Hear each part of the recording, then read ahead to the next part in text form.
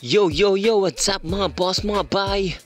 Here we go again. Kumusta? Sana all goods lang kayo dyan mga boss, mga bay. Unit for today, Suzuki Bergman Street. It's a brand new today mga boss. Talagang bagong bili mga boss, mga bay, no? Kinabukasan, nag-PM agad si bossing para masirami coating yung bagong motor niya mga boss. Sa totoo lang mga boss, mga bay, ang owner nito mga boss, mga bay, ang unang customer talaga natin mga boss. Binintan yung motor niya, tapos bumili ng bago.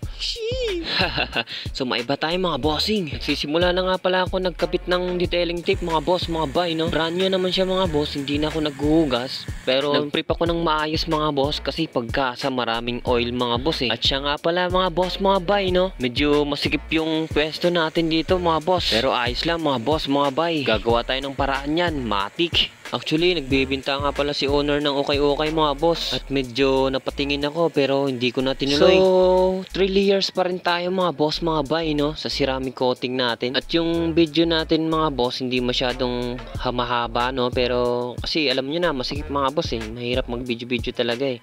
Pero yung trabaho natin, pulido pa rin yan mga bossing. So, tapos na tayo mag-paint correction mga boss, mga bay, no? Tatanggalin na natin yung detailing tip mga boss at sabay prep para mag-apply na agad tayo ng ceramic coating mga boss. Pero bago ako nag-apply ng ceramic coating mga boss, kumain muna ako. Syempre, mamaya mabaliw tayo eh.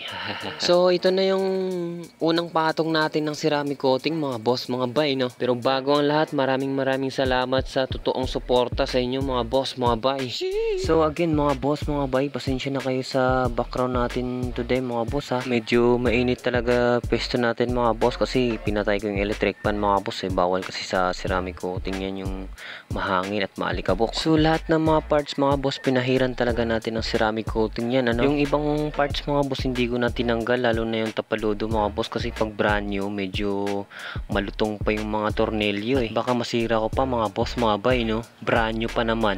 At siya nga pala mga boss, huwag kalimutan mag-share at mag-like sa ating video natin for today mga boss, mga bay, no? At sa YouTube channel natin, ano? At maraming salamat mga boss, mga bay.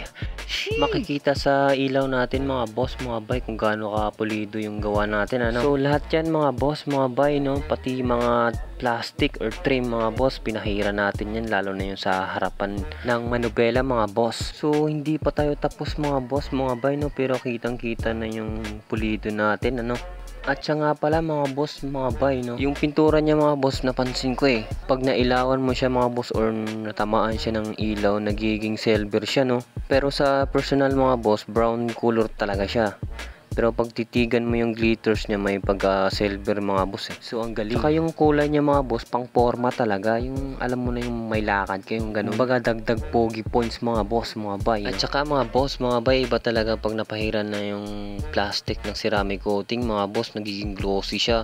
Hindi katulad sa baba mga boss, naging parang mukhang dry siya mga boss, no? Pero hindi siya oily mga boss, hindi siya katulad ng mga ina-apply nyo ng mga motor nyo dyan. Kasi yung ceramic coating mga boss is water based nga pala yan mga boss, hindi oil based yan mga boss, mga bay, ano? So andito na tayo sa pangalawang patong natin sa ceramic coating mga boss, mga bay, ano? Pero bago yan mga boss, mga bay, nagantay muna tayo ng ilang minuto bago natin i-apply yung pangalawang patong natin sa ceramic coating, ano? So ganun pa rin siya mga boss, mga bay, no? Yung pinakita natin sa una, ganun pa din ng pag-apply sa ceramic coating natin. Pero yung pangatlo mga boss, hindi ko na tinapos yung video natin kasi medyo mahaba na, kasi ganun pa rin mga boss eh.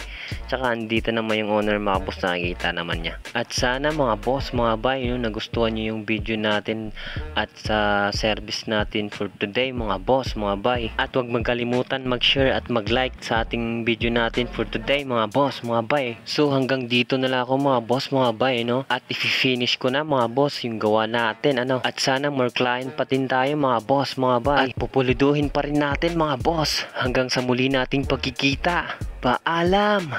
Sheesh!